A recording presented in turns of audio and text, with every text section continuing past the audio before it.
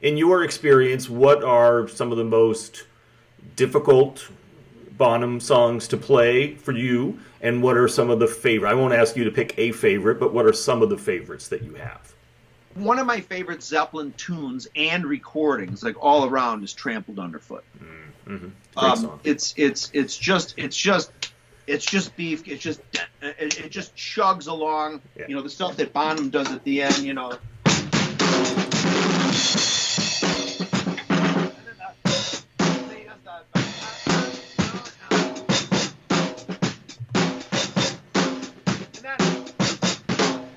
A couple of those in, and then it's just so beefy, you know.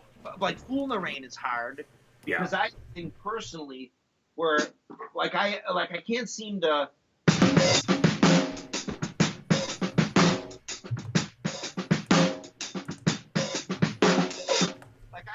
Like sometimes when I play it, if I haven't played it for a long time, I'm so used to playing both feet heel up.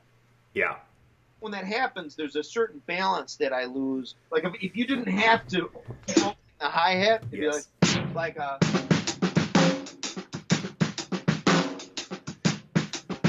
It's easier to do, but since you got to throw that open hi-hat in. Yeah. Well, I have realized that I have to play heel down both because I have to maintain a control, but I'm just not used to doing that. Yes.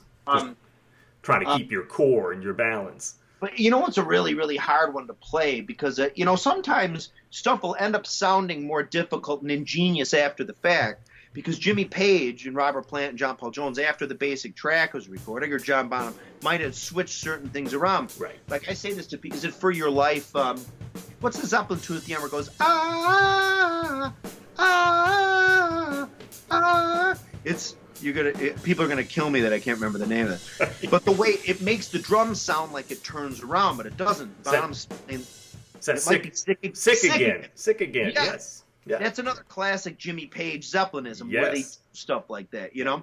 But you know what's really hard? I find Gallows Pole very hard. You know, it's hard to do because you remember John Bonham was who he was as a drummer. He played a certain way. Yes. And he had his whole life to play that way. So to emulate somebody, it's not just you're necessarily playing the notes. Yeah. There's more to it. Again, when I was talking about the dimension of time. Yeah.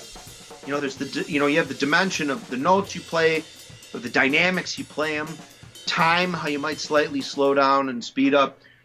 You know, but even Bonham himself, if he was going to, you know, play along to one of his records, even a half hour later, man, like, wait, what did I do there? Wait, all right, you know.